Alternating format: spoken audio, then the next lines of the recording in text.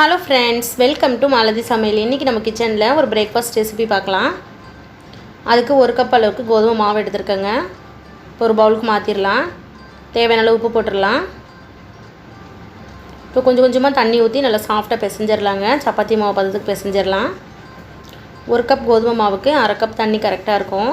இட்லி தோசை மாவு முடிஞ்சிச்சுன்னா இது போல் ட்ரை பண்ணி பாருங்கள் ஃப்ரெண்ட்ஸ். மார்னிங் பிரேக்ஃபாஸ்ட்டாகவும் எடுத்துக்கலாம், நைட் டின்னராகவும் எடுத்துக்கலாங்க. ரொம்ப டேஸ்டியாக இருக்கும். இதில் நம்ம வெஜிடபிள்ஸ்லாம் ஆட் பண்ண போகிறோம். ரொம்ப ஹெல்த்தியாகவும் இருக்கும்.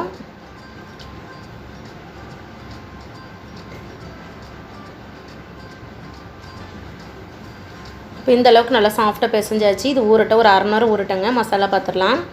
இப்போ ஒரு 2 டேபிள் ஸ்பூன் போல் ஆயில் ஊற்றிடலாம். ஆயில் சூடானதுக்கப்புறம் ஒரு அரை ஸ்பூன் கடுகு போட்டுடலாம். கடுகு பொரிஞ்சதும் ஒரே ஒரு பச்சை மிளகா பொடியை கட் பண்ணியிருக்கேன், இதில் ஆட் பண்ணிடலாங்க. மீடியம் சைஸ் வெங்காயம் எடுத்திருக்கேன், இதில் ஆட் பண்ணிடுவோம். நல்லா பொடியாக கட் பண்ணிக்கோங்க. வெங்காயம் ஓரளவுக்கு நல்லா வதங்கி வரட்டும். ஒரு அரை ஸ்பூன் போல் இஞ்சி பூண்டு பேஸ்ட் ஆட் பண்ணிக்கலாம். பச்சை வாசனை போகிற வரைக்கும் நல்லா ஃப்ரை பண்ணி எடுத்துடலாங்க. இப்போ மசாலா பார்த்துடலாம். ஒரு அரை ஸ்பூன் போல் ரெட் சில்லி பவுடர் எடுத்துக்கலாம். ஒரு 1/4 ஸ்பூன் போல் மஞ்சத்தூள் ஆட் பண்ணிக்கலாம். ஒரு 1/4 ஸ்பூன் போல் கரம் மசாலா ஆட் பண்ணிக்கலாம். இதை ஈவனாக மிக்ஸ் பண்ணிடலாங்க. இப்போ தேவையான அளவு உப்பு போட்டுடலாம். இப்போ மசாலா வடை போகிற வரைக்கும் நல்லா மிக்ஸ் பண்ணிடலாம். இப்போ நான் ஒரே ஒரு கேரட் துருவி வச்சுருக்கேன், இதில் ஆட் பண்ணிடலாம். கடைசியாக தான் வெஜிடபிள்ஸ் ஆட் பண்ணணும். ஒரு கைப்பிடி அளவுக்கு கோஸ் எடுத்துருக்கேங்க, அதுவும் கேரட் துருவத்தில் துருவி வச்சுருக்கேன், இதில் ஆட் பண்ணிடலாம். இப்போ கேரட்டில் இருக்க ஈரப்பதம்லாம் போகிற வரைக்கும் நல்லா மிக்ஸ் பண்ணிடலாங்க. ஒரு 30 செகண்ட்ஸ் கிட்ட மிதமான சூடில் வச்சு நல்லா ஃப்ரை பண்ணி எடுத்துடலாம். இப்போ கேரட்டும் கேபேஜும் நல்லா வதங்கி வந்திருக்கு. இப்போது கருவேப்பிலை கொத்தமல்லி ஆட் பண்ணிக்கலாங்க. கடைசியாக ஒரு அரை ஸ்பூன் போல் லெமன் ஜூஸ் ஆட் பண்ணிக்கலாங்க. லெமன் ஜூஸ் ஆட் பண்ணுறதுனால அது புளிப்பு சுவை ரொம்ப நல்லாயிருக்கும். இப்போ நமக்கு ஸ்டஃபிங் ரெடி ஆகிடுச்சு. இது ஒரு பவுலுக்கு மாற்றிடலாம். இப்போ மாவு நல்லா சாஃப்டாக ஊறியிருக்கு. இப்போ மாவு வந்து சின்ன சின்ன பால்ஸாக எடுக்க போகிறதில்ல, மொத்தமாக தான் நம்ம திரட்ட போகிறோம். இது போல் மாவு தேவையான அளவு டஸ்ட் பண்ணிக்கலாங்க. டஸ்ட் பண்ணிவிட்டு நம்ம சப்பாத்தி மாவு வச்சு திரட்டிடலாம். ரொம்ப திக்காகவும் இல்லாமல் ரொம்ப தின்னாக இல்லாமல் திரட்டணும். இந்த அளவுக்கு திரட்டணுங்க, ரொம்ப மெலிசாக திரட்டிடாதீங்க. இதுக்கு மேலே நம்ம ரெடி பண்ணி வச்சுருக்கேன் ஸ்டஃபிங் இதில் வச்சிடலாம்.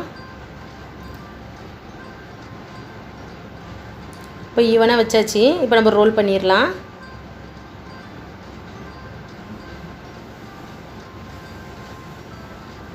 இது போல் லைட்டாக ரோல் பண்ணிடலாங்க. சைடில் உள்ளதெல்லாம் ப்ரெஸ் பண்ணி விட்டுருங்க. இந்த சைடில் உள்ளதும் ப்ரெஸ் பண்ணிடுங்க. அந்த சைடில் உள்ளதும் நல்லா ப்ரெஸ் பண்ணி எடுத்துடலாம். அப்போ வெளியே வராமல் இருக்கும். லைட்டாக ரோல் பண்ணிடலாங்க.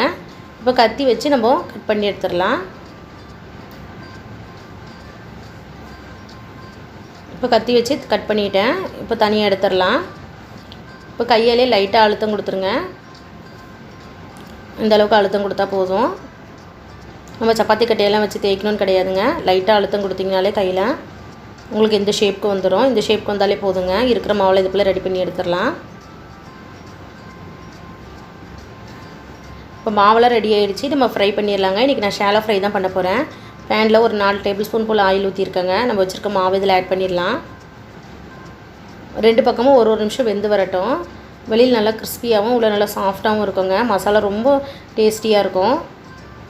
இது வேகட்டும். மீடியம் ஃப்ளேமில் வச்சிடலாம். இப்போ ஒரு பக்கம் வெந்துச்சு, திருப்பி போட்டுடலாம்.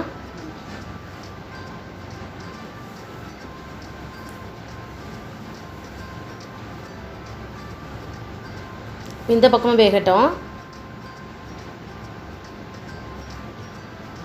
இப்போ 2 பக்கமும் நல்லா வெந்திருக்கு. பாருங்கள் ஃப்ரெண்ட்ஸ், எவ்வளோ கிறிஸ்பியாக இருக்குது. நம்மளுடைய பிரேக்ஃபாஸ்ட் ரெசிபி சூப்பராக ரெடி ஆகிடுச்சு ஃப்ரெண்ட்ஸ். இந்த வீடியோ உங்களுக்கு பிடிச்சிருந்ததுன்னா எங்கள் சேனலுக்கு லைக் பண்ணுங்கள், ஷேர் பண்ணுங்கள், கமெண்ட் பண்ணுங்கள். மறக்காமல் சப்ஸ்கிரைப் பண்ணிக்கோங்க. தேங்க்யூ.